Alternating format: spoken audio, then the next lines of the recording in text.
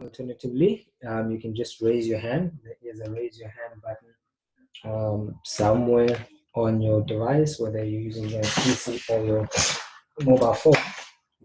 You should have a button there that says join phone audio or join computer audio, right? So just make sure that's clicked. And I'll unmute your mic as soon as I see you raise your hand, and you can proceed to ask the question, right? Like I say, I like to pretend like I know everything, but obviously I don't. So if I don't know the answer to whatever you're asking me, I'll just tell you, okay, to cut the conversation short.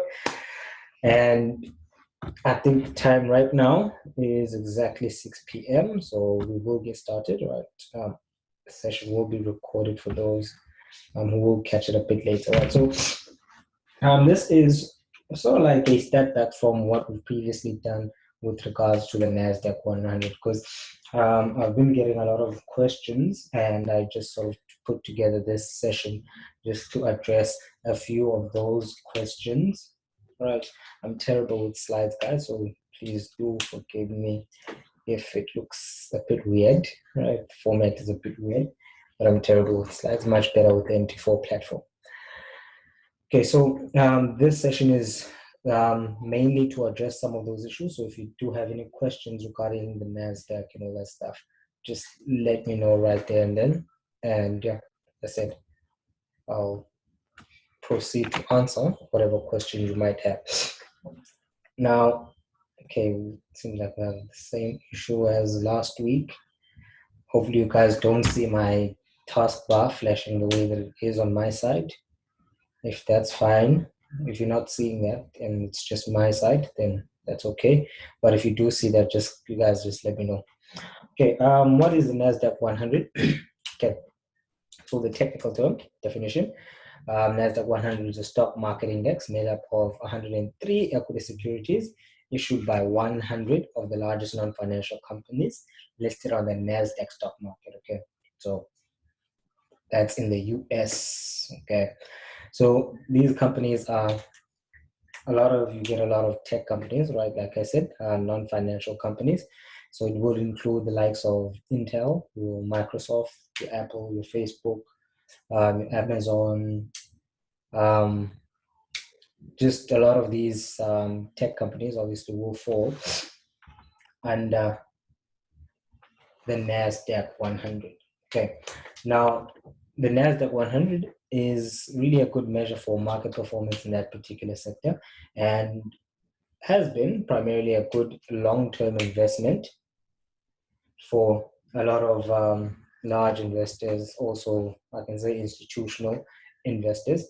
And obviously now it's gained a bit of momentum and hype when it comes to the retail trading side of the business. Okay, it has been a large focus on the professional or institutional side, but on the retail side, it does seem like it's catching on much more, because obviously we do get the impression with the NASDAQ that you can potentially make a lot of money real quick, but as with anything that provides an opportunity to make a lot of money real quick, you can also lose a lot of money real quick if you don't know what you're doing. So, I mean, I really think that the risk is primarily equal to the reward side of things if you take indices as well as currencies. So it's basically the same thing, but I mean, it does help if you're trying to specialize, right? Specializing means you just focus on one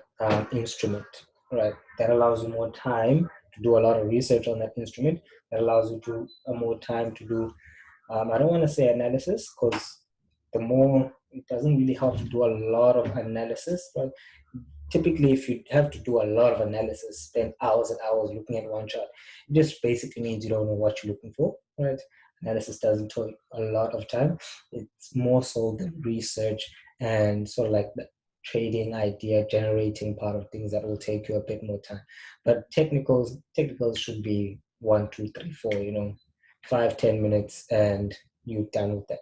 So as I said, NASDAQ is traded on the NASDAQ stock market, so it will follow typically US times, right? So now there is a pre-market and there is a post-market, so an after-hour market that you can trade in, but primarily from around 3 p.m. our time, South African time, to around 10 p.m. That is when it's most active, right? So that is the US session.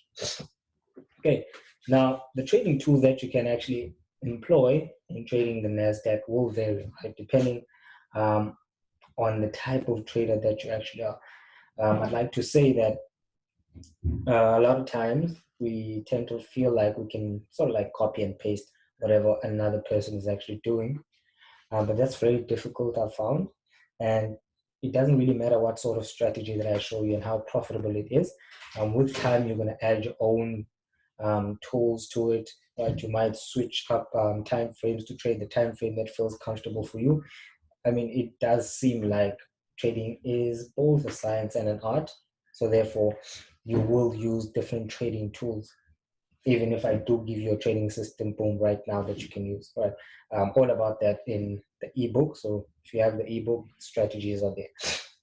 Now you can use support and resistance, right? Very, very common way of trading. Now, if done properly, right? If support and resistance trading is done properly, then you can generate a lot of profits with it, right?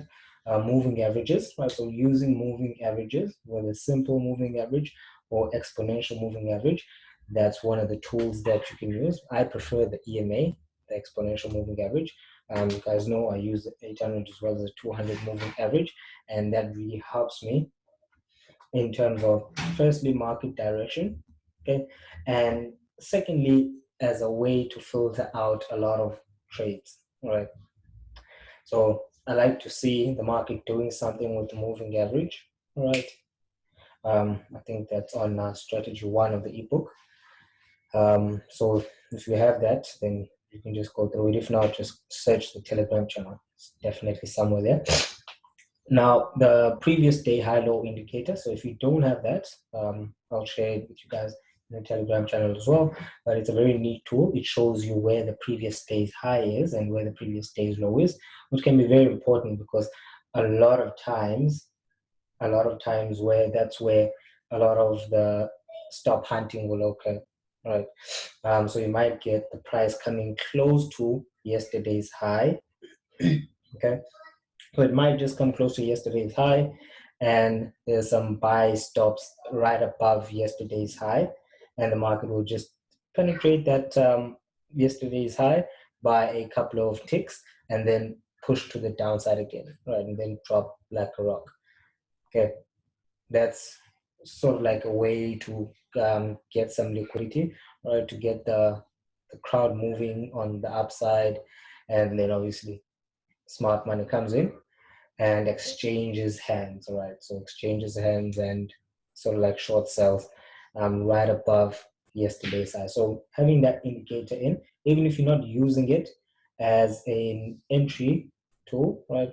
Now, bear in mind that a lot of these tools that you're going to be using won't be standalone. Okay, won't be standalone. Now, you don't want to go in and press up everything on the chart, right? You want to pick 2 or 3 things that basically work for you. So right now, that's what we do. Now, pivots, I think are extremely underrated, right? They are a form of support and resistance, but I like to separate them because they provide a lot more depth in the sense that they allow great entries and of course great exits, and they sort of like give you a really good idea of that particular market movement, average movement.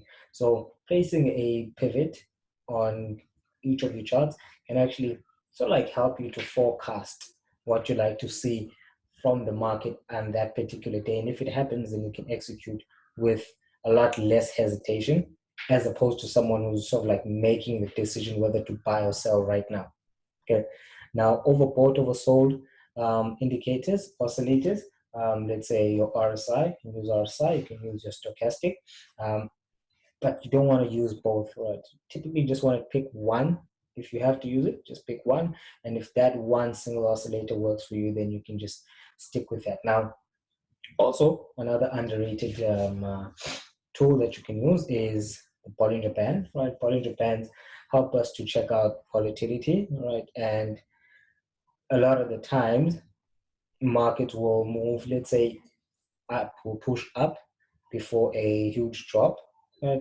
They'll move sideways before the market breaks out in one particular direction. So mastering how to use the Bollinger Band, both for entries as well as for exits, can provide you with a lot of consistency and can actually increase your win percentage because it allows you for better entries. Okay, so basically those are the tools that you can start off with, right? You can put together a composite of those and just check on the PDF on which strategy that you can apply. Right now, the where to enter part, right? The entry part is critically important. Now, generally that will depend on what strategy you use, right? So let's say, for example, pin bar, reversal candle at a support level. Okay, so that would be your entry. So if you see a pin bar, let's say you were short at a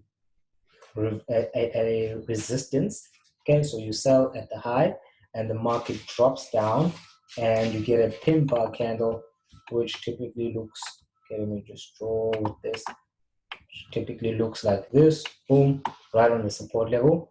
That would be a signal for you to get out. Right now with the Heikin-Ashi strategy, the bonus strategy, the one thing that we do use obviously is a cross of the moving average, right, and oscillators confirming, giving us a buy signal. So if the trend has been down, if the trend continues to move down, right, we're still in that trade. But as soon as we get a signal to buy, we get out of the short trade, and we can buy if it's in line with the major trend.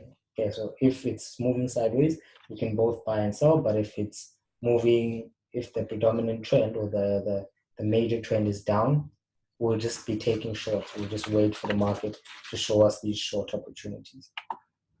Okay. All right. So also, let's say breakout candle above a round number.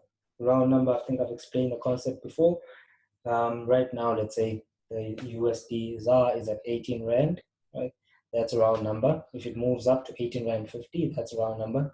Moves to 19 Rand, that's a round number, right? So entries are usually very solid around those round numbers because they're typically institutional numbers, right? They have a psychological factor sort of like measured into them, because when the NASDAQ, was it the NASDAQ? I can't quite remember. Let's say it breaks a certain level. Let's say it breaks 10,000. Right? There'll be a lot of hype, right? You might see it on some of the morning news channels that, okay, NASDAQ is doing really good and just broke 10,000, and all of a sudden you'll see it collapse, right? Sort of like how we have the same sort of like judgment about how a currency is. Right now, the USD to South African Rand is about 18 Rand something, 18 Rand 50 or 18 Rand 80. Right? That seems a bit expensive.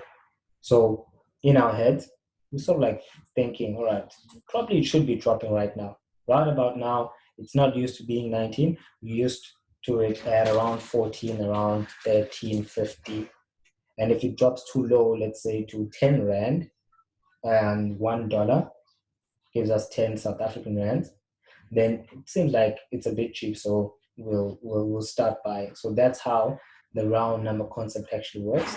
And if used properly, can actually get you some really, really good entries, right? So that's one thing that you can throw in your charts and start using effectively. Also, I think detailed pretty clearly in strategy 1, I think.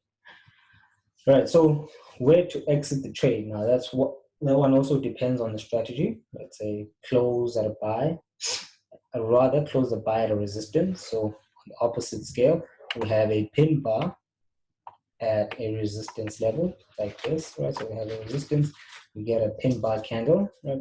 Then we decide to close. If we're using the bonus strategy in the ebook, then we'd take, let's say the market has been moving upwards, right? So the Heikin-Ashi candles have been printing, going upwards. Okay, let me just Let me just do this, guys. I'm not sure what's going on. My PC is just acting up. So the market has been heading upwards, right? It's moving upwards quite nicely. You see a series of red candles going to the upside, right? Fibonacci candles going on the upside, and then all of a sudden we get a drop close below the moving average, right? And a sell signal, boom, right? So once we see a sell signal after we had a buy signal which moved in our direction, let's say for the past 2 or 3 days, then we see the sell signal, that would be an exit rule, exit strategy. Okay. Now, when it comes to the NASDAQ, one of the best ones is using a trading stop to catch most of the runaway markets. Now, that's the thing about a NASDAQ. You can actually run away very, very fast, and it can basically provide you with opportunity to make so much more in terms of obviously dollars than you actually risk. So let's say you risk $20, okay, you can potentially turn that $20 risk into 200 US dollars, into 300 US dollars, just by simply making sure that you use a trading stop. Because once it starts moving on the upside, so if you open up the NASDAQ 100 chart, let's say on the monthly or on the daily, you'll see generally, I mean, we have uptrend. We might get a retracement correction every now and then, but generally the market's just on and up and up. So you have a lot of runaway markets where if it breaks a key level, let's say 9100, it just doesn't look back, right? So it might head upwards for the next 3 or 4 weeks. So it gives you really good potential for you to capture more of that.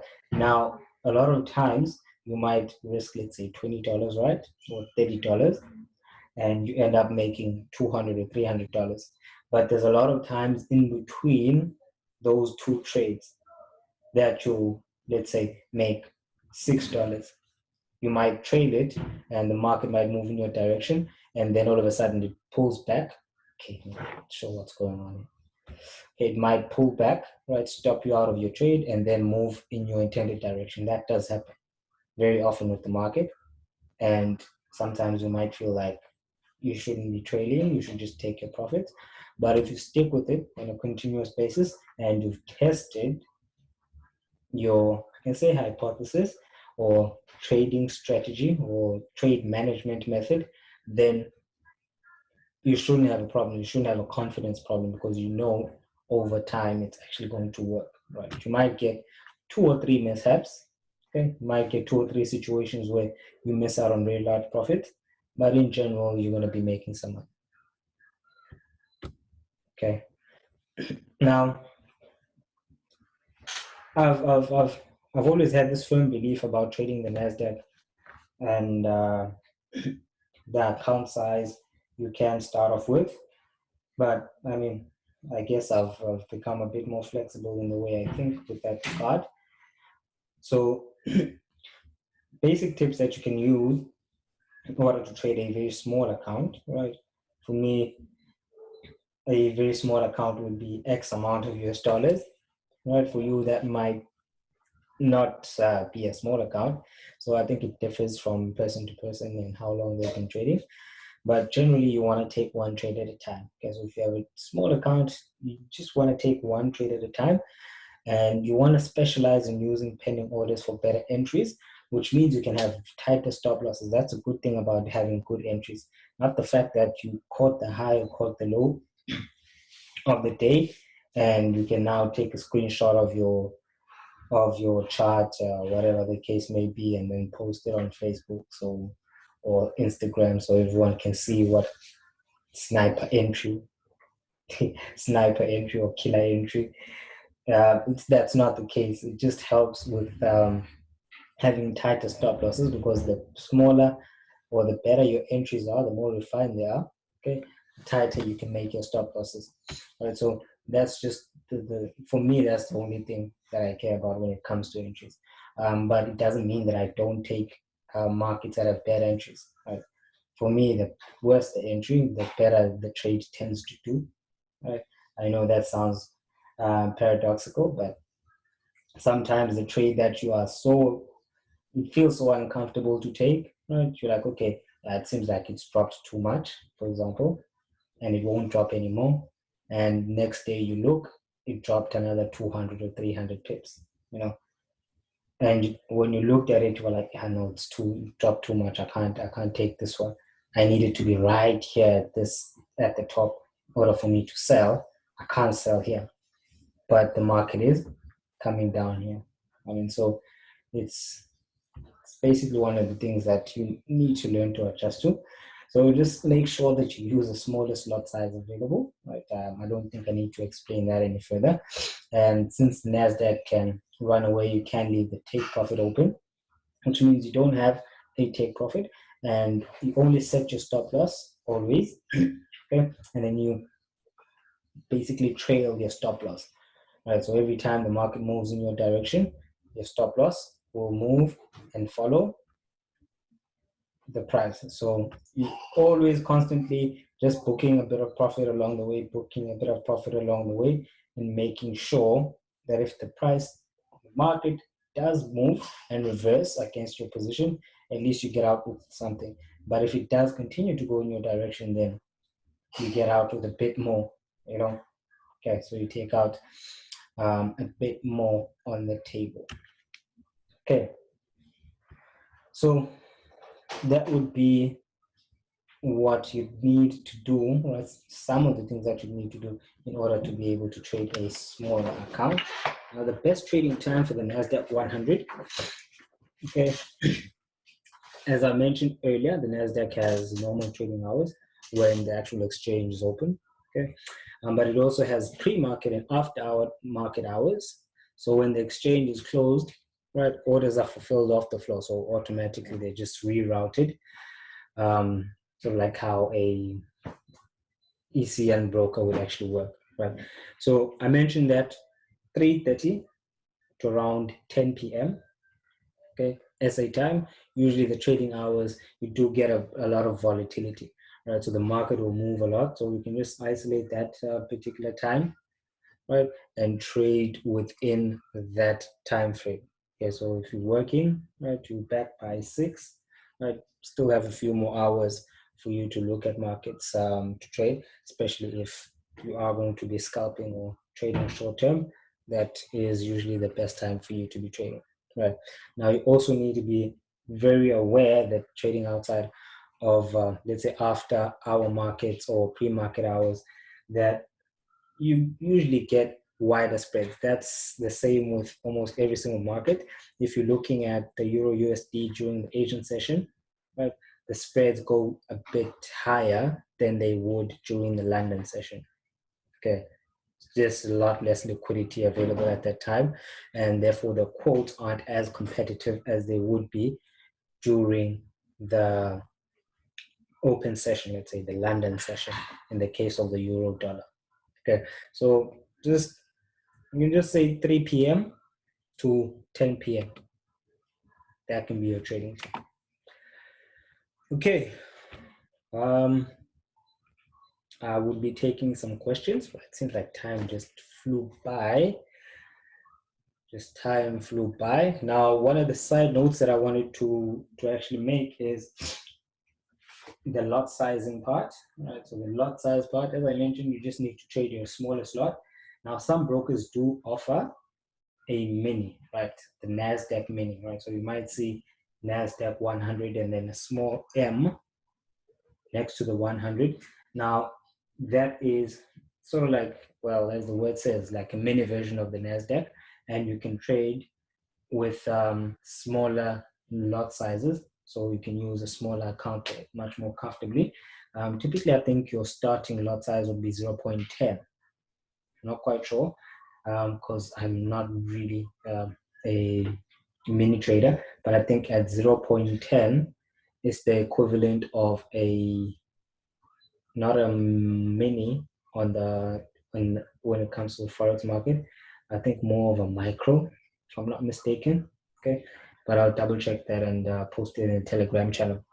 Okay, so it allows you to trade. So if your broker does offer the mini, right, instead of the NASDAQ, To grow your account, you can use a mini. And then once you have sufficient funds in your account for you to be able to trade efficiently, effectively, because a lot of the times it's not that the strategy itself does not work. It's just that the account size is too small for you to make any mistakes. So if you can't make, you don't have room to make mistakes, it's going to be a problem. Okay, so it seems like I missed some of the questions. All right, so let me get to them now. The first one was how to avoid false breakouts. Well, there's a few ways to avoid false breakouts. One of them would definitely have to be, let's say, looking for something that has, I could say, a retest. Okay, so if you want to avoid a false breakout, you need to set out rules that actually tell you that a market has made a clean break, right? As opposed to just placing a pending order above a resistance and just hoping that it's going to go in your direction. Okay, so it needs to sort of like create some sort of information. I can say one pattern that does that pretty well is the head and shoulder pattern. So if you can focus on the head and shoulder pattern, right? Just look at how it forms. Right? Some people say it's the neckline, entry at the neckline. Just do a bit of research on that. It should definitely help you when it comes to avoiding false breakout. Okay. Time frame, which is the best to trade the NASDAQ. I mean, there's no particular good time frame. It just always depends on your objective and what sort of a trader you are, right? So if you have a short term or if you have a short time horizon, okay, if you have a short time horizon, you can basically trade your shorter time frame. So let's say you can start off your analysis on the 4 hour, your 1 hour, and then you can enter on the 30 minutes or the 15 minutes. Okay, so that as a scalper. And the larger time frames, your daily, your weekly, and your monthly, that's if you basically want to be a long-term trader. Okay. So as a position trader, you'd use the higher time frame. So it's if you want to be in trades for quick succession, right? Few minutes or a few hours, then you'll use, let's say, 4 hour, 1 hour, and 30 minutes or 15 minutes. Okay, is there any relation between the US 30, S&P 500, and NASDAQ? Okay, so basically these are all indices, right? The US 30 is the top 30 also tech companies in the US, and the S&P 500 is the Standard & Poor's 500, which basically, as the word suggests, top 500 companies. And it's basically industry based. Okay, it's basically industry based, and we're just running out of time. And for me, there's no real better one, to be honest. Okay, there's no real better one, but the S&P 500 mini moves very nicely for me. I mean, at a personal level, the mini on the S&P definitely moves pretty stable, right?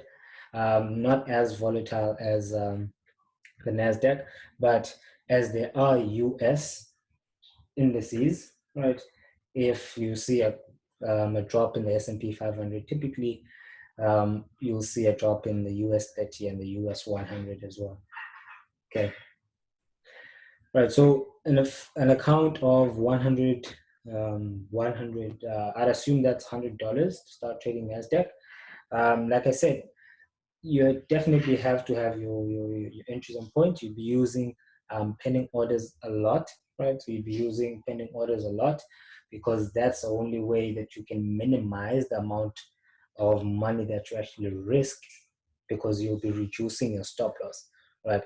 If you try and trade, let's say, momentum strategy, which makes you enter, let's say, 2 or 3 candles in, then you're a bit late. Your stop loss needs to be wide, and typically that can't happen because now your stop loss will be like 50 or 60 US dollars on $100 account, which is, yeah, not that good.